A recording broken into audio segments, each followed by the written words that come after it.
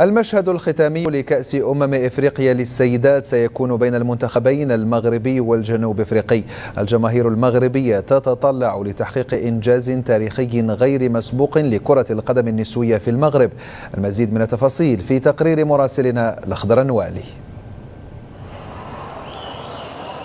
سجل المنتخب المغربي للسيدات تقدما كبيرا في مردوده خلال السنوات الأخيرة، مستفيدا من مواكبة فنية عالية واهتمام أساسي من الاتحاد المغربي لكرة القدم.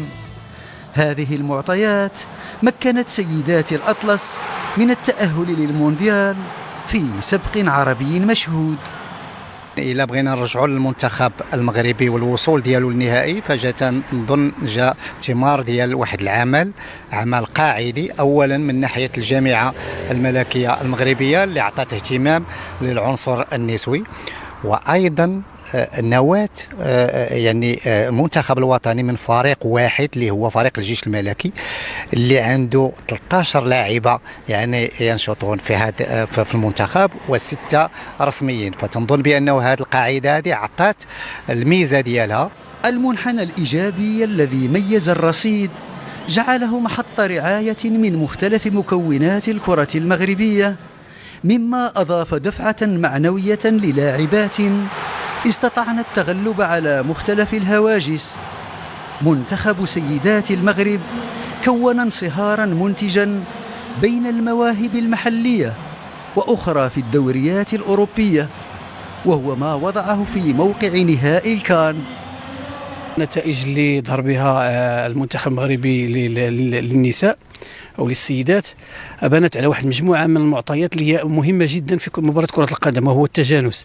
والتجانس هذا والتوليفة كانت فيها مختلطة ما بين اللاعبات المحليات واللاعبات المحترفات على مستوى الدوريات الأوروبية، وبالتالي أعطت الأكل ديالها. فبالتالي أن كانت واحد العمل كبير قامت به لا الإدارة الإدارية ولا الإدارة التقنية ولا كذلك المدربين المحليين اللي عطاو واحد القوة نفسية وذهنية للاعبين باش ينصهروا ويندمجوا مع اللاعبات المحترفات، وبالتالي كانت لنا توليفة كبيرة جدا اللي وصلتنا للنهائي.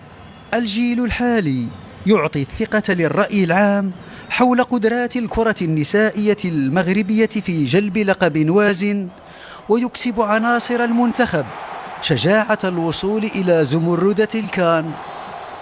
تتمدد طموحات منتخب سيدات الكرة في المغرب إلى احتضان اللقب القاري بإقبال وشموخ، وهو إنجاز ستكتبه أقدام توفرت على العزم اللازم.